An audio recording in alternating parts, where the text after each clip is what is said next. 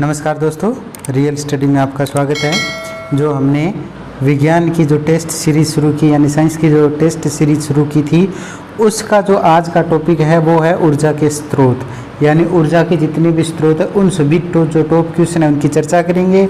और ये आपके क्वेश्चन है वो चाहे एसएससी का एग्ज़ाम हो, रेलवे का हो, एलडीसी का हो, रीट का हो, सभी के लिए इंपॉर्टेंट है। तो बिना किसी देरी करते हम क्लास स्टार्ट करते हैं। और पहला क्वेश्चन अपना आपके सामने है, निम्नलिखित में से कौन सा बायोगैस ईंधन का स्रोत नहीं है? यानी बायोगैस का ईंधन का जो स्रोत है वो नहीं है। ऑप्शन ए लकड़ी, ऑप्शन बी गोबर गैस, ऑप्शन सी नाभिकीय ऊर्जा, ऑप्शन डी है कोयला। यानी बायोगैस, अब आपको पता होना चाहिए बायोगैस क्या होती है। उससे पहले मैं आपको बता दूं, ये नाभिकीय ऊर्जा है, ये अलग है। अब बायोगैस क्या होती है? अब हमारे घरों में जो अपशिष्ट होता है उसको एक जगह डाल दिया जाता है गड्ढा खोद के। अब यहाँ से जो गैस बनती है उसको एक जगह एक पाइप द्वारा लगे होते हैं और यहाँ इकट्ठा टैंक के अंदर इकट्ठा कर लिया जाता है। इनमें जो हमारे पास CH4 मीथेन यानी ये गैसें होती है, और इनसे हम क्या है जो अपना गैस स्टोव है वो आसानी से चला सकते हैं। नेक्स्ट क्वेश्चन की बात करते हैं। नेक्स्ट क्वेश्चन है अपना, ग्लोबल वार्मिंग के लिए उत्तरदायी गैस है, यानी ग्लोबल वार्मिंग के लिए जो उत्तरदायी गैस कौन सी है? NO2, NH3, CO2, NO2। पहले तो हमें पता होना चाहिए ये ग्लोबल वार्मिंग होती क्या है। यानी असामान्य तापमान में वृद्धि होती है, वो होती है ग्लोबल वार्मिंग। ध्यान रखना, जो सामान्य वातावरण है उसमें असामान्य तापमान में वृद्धि, यानी जो तापमान क्या है बढ़ता जाता है। तो कौन सी गैसें होती है? O2 यानी ऑक्सीजन, NH3 यानी अमोनिया, CO2 यानी कार्बन डाइऑक्साइड, NO2 यानी नाइट्रोजन। तो इसमें कौन सी होती है? जो होती है वो होती है CO2। ध्यान रखना है। और सबसे जो ओजोन परत है वो क्या है, इस जो ये ग्लोबल वार्मिंग जो प्रॉब्लम है उससे क्या है हमें सुरक्षा प्रदान करती है। और इसके लिए जो उत्तरदायी है, मतलब इस ओजोन परत को जो तोड़ते हैं, और ओजोन का सूत्र होता है O3। ध्यान रखना, ओजोन का सूत्र क्या होता है? O3 होता है। इसको कौन से तोड़ता है? CFC, क्लोरोफ्लोरो कार्बन, जो रेफ्रिजरेटर में यूज होती है। नेक्स्ट क्वेश्चन की बात करते हैं। सूर्य तथा अन्य तारों की विशाल ऊर्जा के स्रोत हैं नाभिकीय संलयन, नाभिकीय विखंडन, दोनों, इनमें से कोई नहीं। अब ये बोल रहा है भी जो सूर्य है, मतलब जो भी तारे होते हैं उनमें कौन सा होता है? हमेशा ही ध्यान रखना है नाभिकीय संलयन।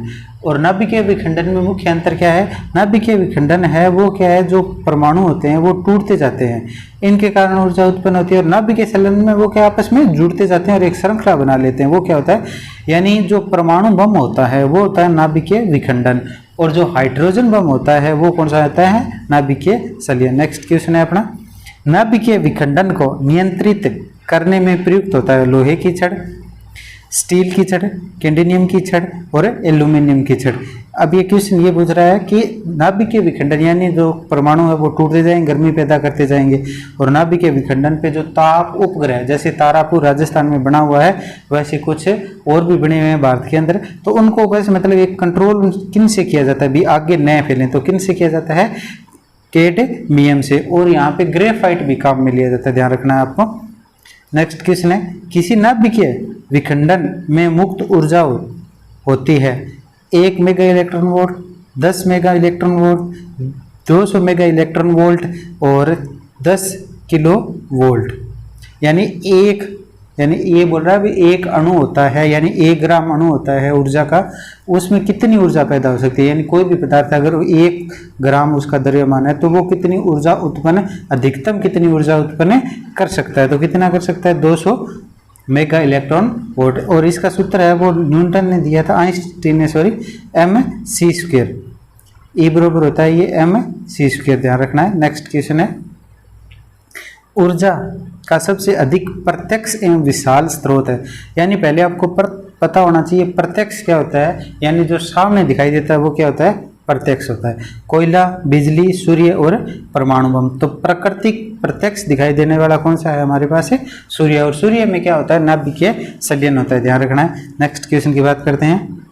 बॉक्स नुमा सौर कुकर में 3-4 घंटे में अंदर का तापमान हो जाता है 0 से 100 डिग्री सेल्सियस, 100 से 140 डिग्री सेल्सियस, 140 से 200 डिग्री सेल्सियस और 200 से 1000 डिग्री सेल्सियस। तो कितना हो जाता है इसमें? 100 डिग्री से 40 डिग्री सेल्सियस, और ये फिक्स ये ध्यान रखना है। अब बॉक्स नुमा सौर कुकर कैसा होता है, जैसे ये सौर की प्लेट होती है, मतलब एक प्लेट होती है, इसके ऊपर एक शीशा लगा होता है और यहाँ पे कोई पात्र रखा होता है, और इसके ऊपर क्या है, जो दर्पण होता है, उससे जो सारी प्रकाश की किरणें इकट्ठी होकर इस दर्पण पे पड़ती है, जिससे क्या है भोजन बनता है। नेक्स्ट क्वेश्चन की बात करते हैं।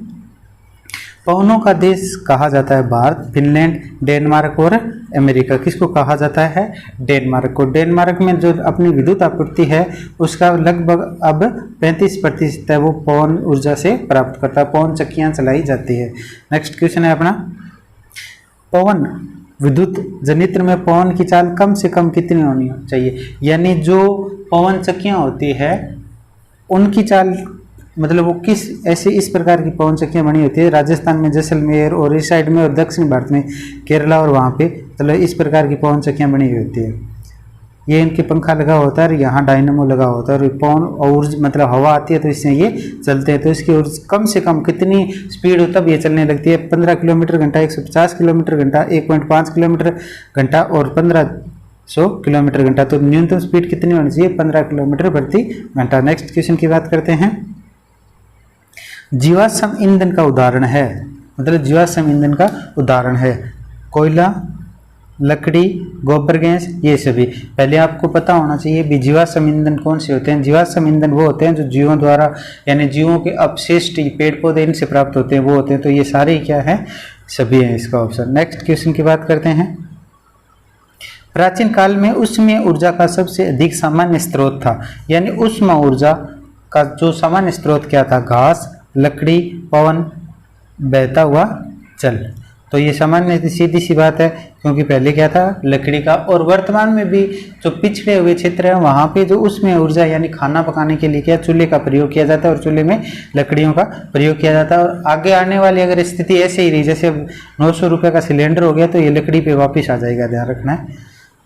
नेक्स्ट क्वेश्चन है, कार्य करने की क्षमता को क्या कहते हैं, बल, शक्ति, ऊर्जा, ईंधन। तो कार्य करने की जो शक्ति होती है उसे, कार्य करने की जो क्षमता होती है उसे क्या कहते हैं, शक्ति कहते हैं। नेक्स्ट क्वेश्चन है अपना, गोबर गैस एक प्रकार की है, प्राकृतिक गैस, बायोगैस, लकड़ी और चूल्हा। तो ये कौन सी होती है, गोबर गैस से बायोगैस होती है, ये अपशिष्ट से प्राप्त होती है। नेक्स्ट क्वेश्चन की बात करते हैं। वीडियो अच्छी लग रही है तो प्लीज़ ज़्यादा से ज़्यादा शेयर, लाइक एंड सब्सक्राइब करना न भूलें, क्योंकि अगर आप ज़्यादा से ज़्यादा शेयर करेंगे तो उतना ही ज़्यादा आप में कॉन्फिडेंस आएगा और हम में आपसे 4 गुना आएगा, क्योंकि हमें पता चले भी हमारी वीडियो कोई ना कोई देख रहा है, तो हम आगे से जो भी अपना कंटेंट होगा वो ज़्यादा बढ़िया लेके आएंगे। अभी भी हम अपना बेस्ट देने की कोशिश कर रहे हैं। तो क्वेश्चन है अपना, नवीनीकरण ऊर्जा का स्रोत है, नाभिकीय ऊर्जा, सौर ऊर्जा, कोयले से प्राप्त ऊर्जा, प्राकृतिक गैस से प्राप्त ऊर्जा। देखिए, उत्पादन के आधार पे 2 प्रकार के ऊर्जा स्रोत होते हैं, एक तो होता है अपना नवीनीकरण और दूसरा होता है अनवीनीकरण। दूसरा कौन सा होता है, अनवीनीकरण। नवीनीकरण ये होता है जिसका हम बार बार प्रयोग कर सकें, वो कौन सा होता है, नवीनीकरण होता है। और जिसका बार बार प्रयोग न हो वो कौन सा होता है, अनवीनीकरण। ठीक है, तो क्या होता है अभी, इसमें बोल रहा है नवीनीकरण का, तो नाभिकीय ऊर्जा का दोबारा प्रयोग नहीं कर सकते, कोयले का दोबारा नहीं कर सकते, प्राकृतिक गैस का नहीं कर सकते। हाँ, सौर ऊर्जा क्या है उसका हम दोबारा प्रयोग कर सकते हैं। नेक्स्ट क्वेश्चन की बात करते हैं। जैव गैस एक उत्तम ईंधन है क्योंकि इसमें मीथेन पाई जाती है 50%, 60%, 70% और 75%। तो इसमें जो होती है वो हमारे पास कितनी होती है, मीथेन होती है भी 75%। कितनी होती है, मीथेन कितनी होती है, 75%। नेक्स्ट क्वेश्चन की बात करते हैं, और ये ध्यान रखना है यहाँ पे CS4 भी लिखा हुआ आ सकता है। अनवीनीकरण ऊर्जा का स्रोत है, पहले हमने चर्चा कर ली है, आपको क्वेश्चन अच्छे से याद होगा। जीवाश्म ईंधन, सौर ऊर्जा, पवन ऊर्जा, विद्युतीय ऊर्जा। तो अनवीनीकरण और नवीनीकरण 2 प्रकार के होते हैं। अनवीनीकरण यानी उसको दोबारा प्रयोग में नहीं ला सकते। तो किसको नहीं ला सकते हम, जीवाश्म ईंधन को क्या है हम नहीं ला सकते। और इसका देखिए दोनों ही होंगे भी, विद्युत ऊर्जा का सामान्य अगर बोलें तो ये दोनों आ सकते हैं, पर ये अभी इसका ऑप्शन क्या माना गया, इसमें LDC में माना गया था जीवाश्म ईंधन। नेक्स्ट क्वेश्चन की बात करते हैं। सौर ऊर्जा को विद्युत ऊर्जा में परिवर्तित करती है, सौर ऊर्जा को विद्युत ऊर्जा में। तो सौर ऊष्मक, सौर कुकर, सौर सेल और विद्युतीय मोटर। तो कौन करता है अभी? सोलर सेल होता है। और सोलर सेल में क्या उपयोग में लिया जाता है? अर्धचालक उपयोग में लिए जाते हैं, ध्यान रखना है, सिलिकॉन। और ऐसे जो अर्धचालक होते हैं वो इसमें उपयोग में लिए जाते हैं। और चांदी की इसमें जो प्लेट बनी होती है वहाँ पे जो हमें यहाँ दिखाई देता है सामान्यतः वो क्या है? तार होते हैं, वो वायर होते हैं, वो चांदी के होते हैं, इस कारण ये काफ़ी महंगा है। नेक्स्ट क्वेश्चन की बात करते हैं।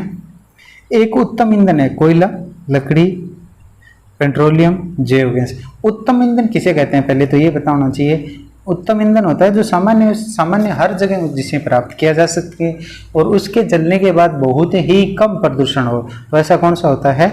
जैव गैस। नेक्स्ट क्वेश्चन की बात करते हैं।